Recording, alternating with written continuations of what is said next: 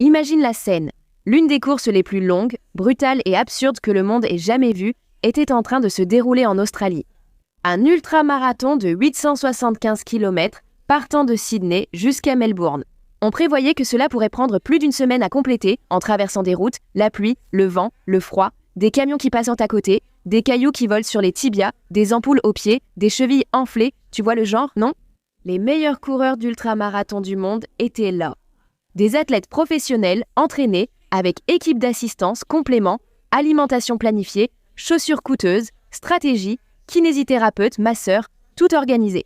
Et puis, au milieu de tout ce monde, apparaît un petit monsieur australien de 61 ans fermier, cultivateur de pommes de terre, portant un vieux pantalon troué, des baskets usées et une façon de courir qui ressemblait à tout sauf à de la course. Comme quelqu'un qui tente d'aller aux toilettes sans réveiller la maison, tu vois. Il s'appelait Cliff Young.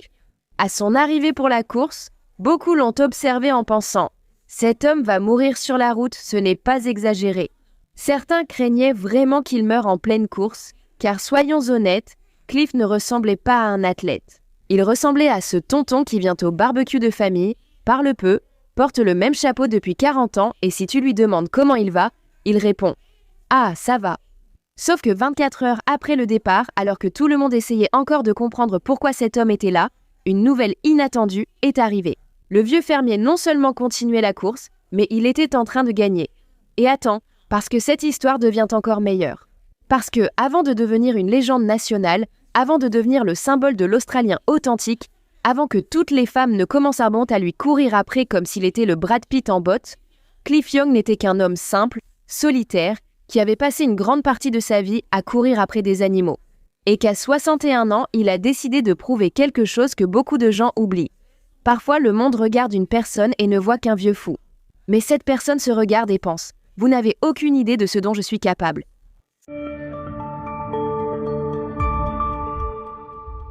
Salut à tous, je suis Su et bienvenue sur la chaîne. Si comme moi vous aimez les histoires bizarres, les histoires de crimes réels, les théories du complot, les curiosités, toutes ces choses étranges et folles, n'oubliez pas de vous abonner à la chaîne et profitez-en pour passer sur notre Instagram si vous voulez laisser des questions pour notre live. On va vous laisser le lien ici, alors envoyez vos questions, tout ce que vous voulez, et on prépare notre live des 150 000 abonnés. Vidéo musicale. Cliff Young est né et a grandi dans une petite région rurale du Victoria, en Australie, près d'une ville appelée Beach Forest. Il a grandi dans une ferme modeste, avec 5 sœurs et un frère. La famille manquait d'argent et les enfants, devant aider à la ferme, n'ont pas eu beaucoup d'opportunités d'étudier. Ils ont d'ailleurs traversé des périodes très difficiles. Cliff racontait que souvent il devait chasser des lapins à la ferme, sinon il n'avait rien à manger le soir. Tu te rends compte? Donc, Cliff a grandi dans cet environnement dur, rural, sans aucune fioriture. La famille cultivait, s'occupait des animaux, faisait tout ce qu'elle pouvait pour survivre. Et comme ils n'avaient pas d'argent pour des machines modernes, des chevaux ou des tracteurs, beaucoup de choses elles étaient en fait à pied. Y compris courir après le bétail, les moutons, les animaux qui s'échappaient et devaient être rassemblés. Regardez ça. Et ici commence une partie importante de l'histoire, parce que Cliff a grandi et s'est habitué à cela. Tellement qu'il a pris l'habitude, même après avoir terminé tout le travail à la ferme, d'aller faire un petit jogging. De 30 km tous les jours, imaginez-vous. Sauf qu'il n'avait pas de plan d'entraînement. Il n'avait pas de nutritionniste pour lui dire « Cliff, aujourd'hui, tu vas faire de la zone 2 puis un gel énergétique et un apport en électrolytes. » Non. L'entraînement de Cliff, c'était « Un animal s'enfuit, va le chercher. » Il y allait. Avec des bottes en caoutchouc, dans la boue, sous la pluie, en montant et descendant des collines, parfois pendant des heures ou des jours. La région où il vivait, il pleuvait beaucoup, il y avait de la boue, des flaques profondes, des routes en mauvais état, un terrain compliqué. Et Cliff a développé, sans le savoir, une sorte de résistance incroyable. Il ne courait pas avec élégance, il ne courait pas vite, mais il était constant, comme s'il n'avait qu'une seule vitesse. Sa technique était étrange. Les bras restaient un peu lâches, le corps légèrement penché, les pieds presque traînant par terre. On aurait dit une sorte de petit pas traînant, tu vois, et les voisins trouvaient ça drôle. Imagine voir ce petit monsieur traverser le champ en bottes, courant après les animaux, avec ce style un peu maladroit, tu vois. Sauf que ce qui semblait ridicule pour ceux qui regardèrent de l'extérieur, en réalité, c'était une technique extrêmement efficace. Parce qu'il dépensait peu d'énergie, il ne gaspillait pas de mouvement, il entrait simplement dans ce rythme, tu vois, et il continuait. comme une facture impayée qui ne cesse de te poursuivre. Mais malgré toute cette endurance, Cliff n'était pas exactement une personne très sociable. C'était un homme simple, réservé, très attaché à sa mère, et il a passé des décennies à vivre une vie de célibataire. Et il y a un détail de sa jeunesse qui aide un peu à expliquer cela. Selon des personnes proches, quand il était jeune, Cliff se serait intéressé à une fille d'une petite ville voisine. Il paraît qu'il s'est passé quelque chose, probablement un râteau ou une déception amoureuse, et cela a tellement blessé Cliff qu'il a tout simplement décidé « Tu sais quoi ? La vie de célibataire, c'est pour moi. » Et voilà. L'homme a fermé la boutique de son cœur, baissé le rideau, mis « ne pas déranger » et passé des décennies sans engagement sentimental. Il a raconté qu'il n'avait même jamais embrassé une femme, et cela rend l'histoire encore plus curieuse. Après la course, mon ami, après la course, Cliff est devenu une célébrité nationale.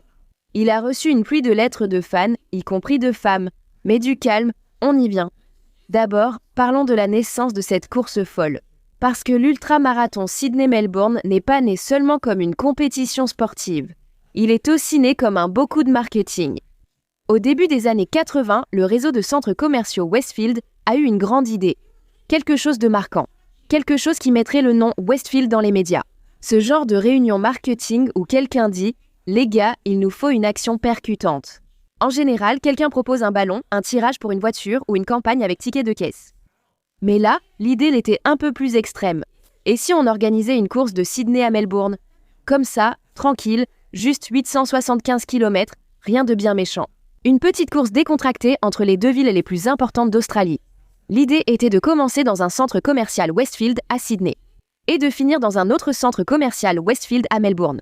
Pour attirer des concurrents, ils ont offert une récompense de 10 000 $ aux vainqueurs. Les amis, si aujourd'hui c'est déjà une belle somme, imaginez en 1983. Si on ajuste pour l'inflation, cela équivaut à plus de 160 000 raies aujourd'hui. Et au-delà de l'argent, il y avait aussi du prestige, parce que cela allait être l'une des épreuves d'endurance les plus difficiles au monde. Des coureurs professionnels, spécialistes de l'ultramarathon, champions et athlètes internationaux sont venus. Ils savaient exactement dans quoi ils s'engageaient. Ou du moins, le pensaient-ils, n'est-ce pas ? Mais voilà que, sur la liste des inscrits, un nom est apparu et a inquiété les organisateurs. Cliff Young, 61 ans profession, fermier. Expérience en ultramarathon de ce niveau, pratiquement aucune. Et là, c'est la panique. On comprend. Parce qu'imaginez organiser une course monstrueuse, dangereuse, sur route ouverte, et découvrir qu'un monsieur de 61 ans veut y participer. L'inquiétude n'était pas seulement qu'il n'aille pas au bout, mais qu'il meure. Toute l'idée du marketing positif s'effondrerait, non ? Alors l'organisateur a appelé Cliff pour en parler.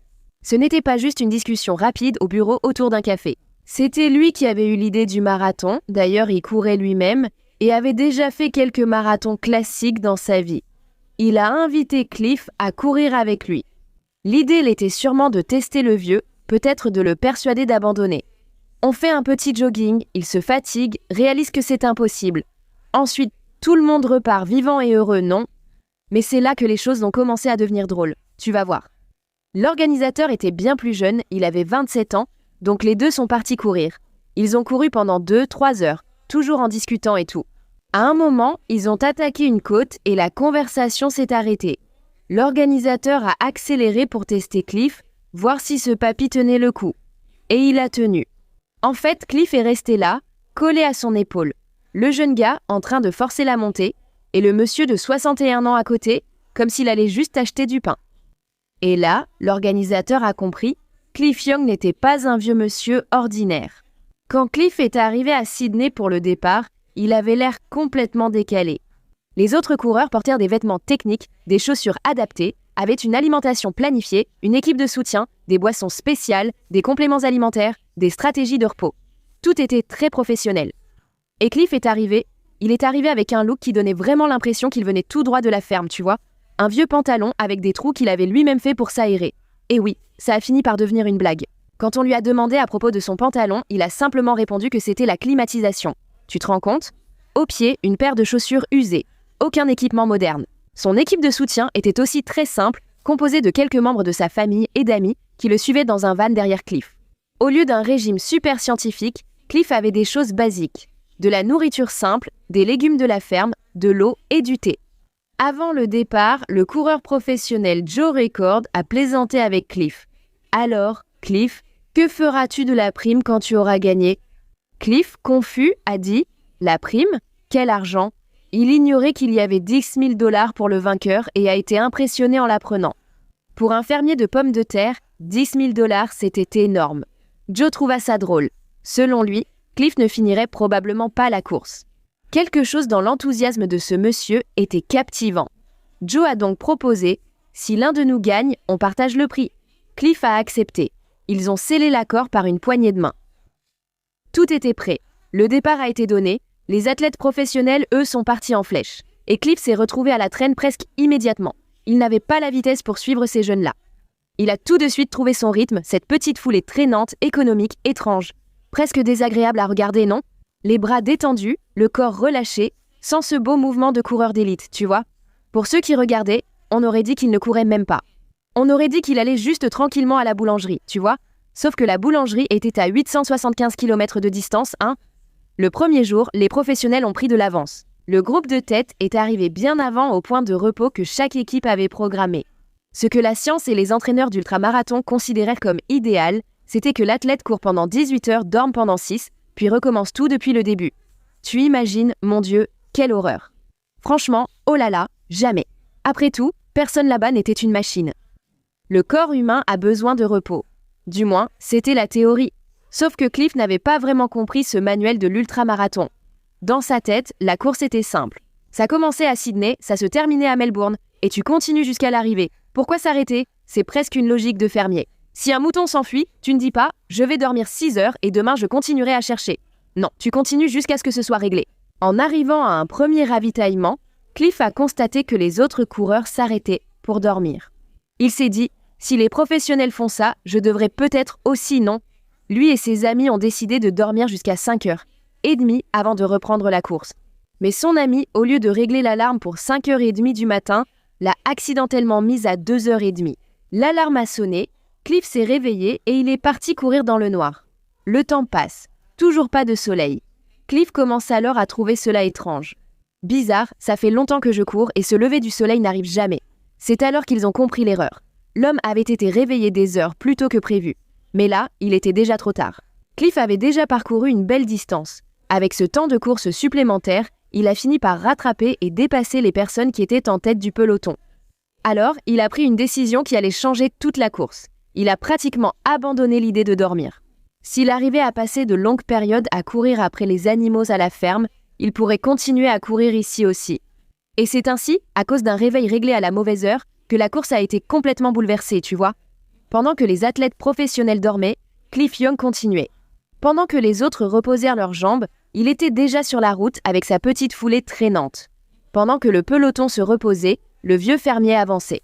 Le lendemain matin, une rumeur a commencé à circuler parmi les coureurs. Le vieux fermier était en tête. Regarde ça. Au début, personne n'y a cru. Il disait que c'était impossible, qu'il avait dû se faire emmener, mais la raison était simple. Il ne dormait qu'1 à 2 heures par jour. Ainsi, il arrivait à courir environ 5 heures de plus que ses adversaires. Et son avance ne cessait d'augmenter. Peu à peu, la nouvelle s'est répandue. La presse a commencé à s'y intéresser. Les spectateurs ont commencé à apparaître au bord de la route. Et le pays a commencé à découvrir ce personnage incroyable.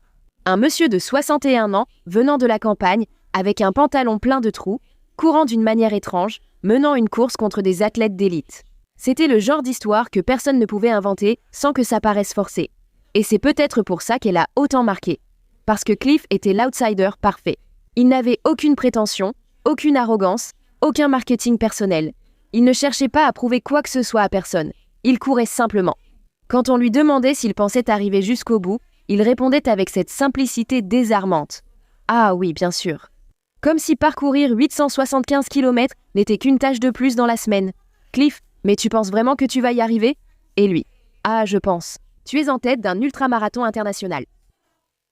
Oui, tu veux dire quelque chose ? Pas vraiment. C'est comme ça, tu vois. Ce genre d'interview rend fou le journaliste, non ? Parce que le journaliste veut de l'émotion, des larmes, des phrases percutantes, et Cliff avait l'énergie d'un vieux monsieur attendant le bus. Pendant ce temps, les professionnels ont commencé à s'inquiéter. Au début, beaucoup pensaient que Cliff allait craquer. Son corps ne tiendrait pas le coup. Le manque de sommeil lui coûterait cher. L'âge lui coûterait cher. Sa façon étrange de courir lui coûterait cher. Mais les jours passaient et Cliff continuait. Froid, humidité, routes dangereuses, tout ce qui pourrait détruire un coureur ordinaire semblait faire partie de son univers, car toute sa vie, il avait affronté la pluie, la boue, les collines, le vent, l'inconfort. Cette course était terrible. Mais Cliff venait d'un endroit où l'inconfort faisait partie du quotidien. Et c'est très intéressant, parce que beaucoup d'athlètes s'étaient entraînés pour la course. Cliff avait vécu une vie qui, sans le vouloir, l'avait préparé à cette course. Il n'avait pas de laboratoire sportif, mais il avait des décennies d'endurance acquises à la dure. Mais il ne faut pas non plus idéaliser. Son corps a souffert. Et il a beaucoup souffert. Pendant la course, Cliff s'est blessé. À un moment donné, il a trébuché sur une pierre et s'est démis l'épaule. Ses pieds étaient aussi en très mauvais état. Après la course, ils ont découvert qu'il avait perdu 8 ongles de pied. 8. Et ses orteils étaient infectés, avec du pus et tout. Imaginez un peu. Maintenant, imagine, il y a des gens qui marchent sur une brique de Lego dans le couloir de la maison et qui remettent déjà en question l'existence de Dieu. Comme le producteur, tu vois. Salut, salut. Aïe, mon pied. Oh, ces enfants. Cliff Young a couru des centaines de kilomètres avec les pieds dans cet état, sans se plaindre, sans faire de drame, sans se tourner vers la caméra pour dire « Les amis, mettez un like, parce que mon petit orteil est enflammé ». Rien de tout ça. Il a juste continué. Dans les dernières étapes de la course, l'un des coureurs professionnels a commencé à accélérer le rythme. Il croyait qu'il pouvait encore rattraper Cliff. Et Cliff a entendu des rumeurs selon lesquelles ce coureur se rapprochait. À ce stade, Cliff était épuisé. Son corps était à bout. Sa tête commençait déjà à lui jouer des tours. Pour aggraver les choses, il a regardé derrière lui et a vu un jeune coureur au loin. Et il courait vraiment très vite. Et là, il a commencé à avoir peur de perdre. Après tout ça, après avoir mené une course impossible, après être devenu un sujet d'actualité, après avoir traîné son corps pendant des jours, allait-il se faire dépasser à la fin ? Mais alors, tout à coup, il a vu Melbourne, il a vu les lumières de la ville, il a vu la ligne d'arrivée s'approcher. Et là, la ville était en pleine hystérie. C'était en pleine nuit, mais les gens étaient déjà dehors. Une foule, des embouteillages, du bruit, des gens courant avec lui, des pompiers, la presse, des caméras, tout. Cliff, nous venons de Nationwide. Oui, vous êtes à la périphérie de Melbourne. Comment vous sentez-vous? Oh, pas trop mal, je pense que ça ira. Vous pensez que ça ira? Oui, c'est sûr. Cliff Young, l'agriculteur inconnu, était devenu un phénomène national avant même de franchir la ligne d'arrivée. Toute l'Australie voulait voir cet homme terminer. Et quand il est enfin arrivé, vers 1h30 du matin, après 5 jours, 15 heures et 4 minutes, Cliff Young est entré dans l'histoire. Il n'a pas seulement terminé la course, il a gagné. Et il a gagné avec une avance incroyable. Plus de 10 heures devant le deuxième.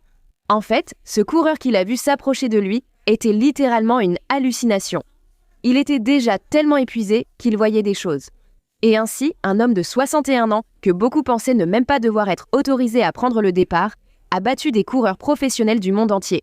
Et il a même battu le record précédent de cette distance de presque 2 jours. 2 jours, mes amis. Et c'est là qu'est venue l'une des plus belles parties de l'histoire. Le prix était de 10 000 $. Cliff, qui ne savait même pas que cet argent existait avant le départ, aurait pu prendre le prix et changer sa propre vie. Mais il a décidé de le partager.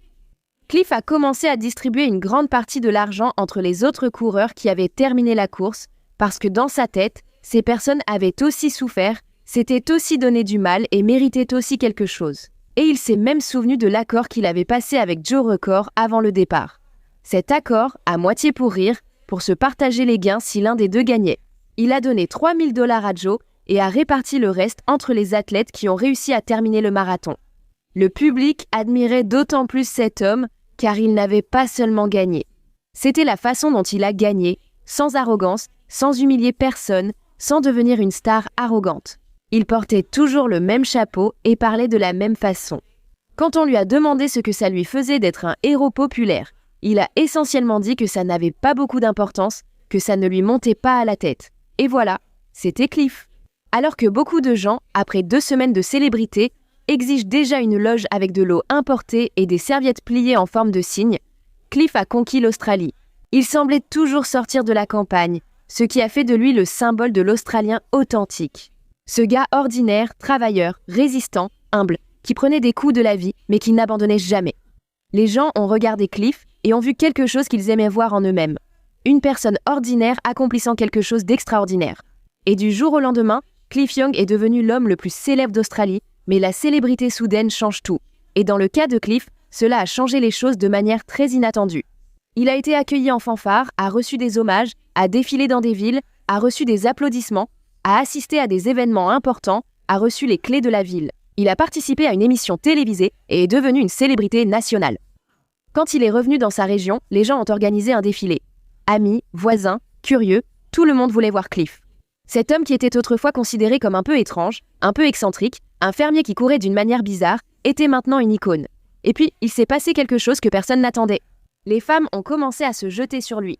Oui, Cliff Young, le célibataire endurci, l'homme qui soi-disant n'avait jamais embrassé une femme, a commencé à recevoir des lettres de fans amoureuses. L'homme avait passé 61 ans à fuir les histoires d'amour et soudain, il recevait de l'affection de la part de ses fans. Des baisers, des lettres, des femmes qui l'appelaient. C'était comme si l'univers lui avait dit « Cliff, tu n'as pas voulu d'adolescence, alors la voilà maintenant à 61 ans. » Parmi ces femmes, il y avait Mary. Mary était beaucoup plus jeune que lui, elle avait 22 ans, Cliff en avait 61, évidemment. Cela a fait parler, car il ne pouvait pas en être autrement. La différence d'âge était énorme. Cliff et Mary ont fini par se marier. Et bien sûr, même le mariage est devenu un spectacle. Westfield, le même réseau lié à la course qui avait rendu Cliff célèbre, a proposé de payer tous les frais du mariage si la cérémonie avait lieu dans l'un de ses centres commerciaux. Alors voilà le coup de maître marketing de ce Westfield, mes amis. Le mariage n'a duré que 5 ans. Après sa victoire historique, Cliff Young a changé de vie. Et la course est devenue toute sa vie. Il a commencé à participer à d'autres ultramarathons. Il a obtenu des sponsors, il avait des adeptes, des fans, des gens qui suivaient ses courses, l'aidaient avec une équipe de soutien, prenaient soin de lui, l'encourageaient. L'homme qui avait commencé comme une curiosité est devenu une figure respectée dans le monde des courses de longue distance. Et sa façon de courir est devenue célèbre. On l'a appelé le Cliff Young Shuffle. Ce petit pas traînant que tant de gens trouvaient ridicule est devenu un sujet d'étude. Et aujourd'hui, ce style est utilisé par une grande partie des ultramarathoniens, parce qu'il est économique. Il économisait l'énergie et permettait de rester en mouvement longtemps. Ce n'était pas joli, mais efficace. Cliff a couru de nombreuses années, même âgé. Il a même participé à d'énormes défis, y compris des tentatives de courir des distances incroyables dans d'autres régions de l'Australie. Cliff Young est décédé en 2003 à l'âge de 81 ans. Lors de ses funérailles, sa famille, ses amis et des coureurs ont rendu hommage à un homme qui, d'une certaine manière, était devenu plus grand que la course elle-même. Son héritage fut de prouver à ceux qui pensaient qu'il était trop tard pour agir ou changer la donne. Et peut-être que la plus grande leçon de Cliff Young est celle-ci. Il n'y a pas d'âge pour surprendre le monde. Parfois, il suffit simplement de commencer, même lentement, même si les autres se moquent de ta façon de faire. Même s'ils disent que tu n'as pas ta place ici. Même si tu portes un pantalon troué, des vieilles baskets, et que la moitié de l'Australie pense que tu vas t'effondrer sur la route. Avance à ta manière. Traîne les pieds si tu dois, mais continue. Parce qu'au final, peut-être que les autres courent avec plus d'élégance, mais c'est toi qui arrives la première. Et ça, mes amis, c'est l'histoire incroyable de Cliff Young, un fermier australien qui à 61 ans est devenu un héros national sans le vouloir. Voilà mon peuple. Vous avez aimé cette histoire ? Quelle inspiration, n'est-ce pas ? Si ça vous a plu, laissez un commentaire et un like. Partagez. Faites tout ça pour qu'on puisse continuer à faire grandir la chaîne et à vous apporter encore plus d'histoires sympas. D'accord ? Et restez connectés pour la prochaine vidéo. À bientôt!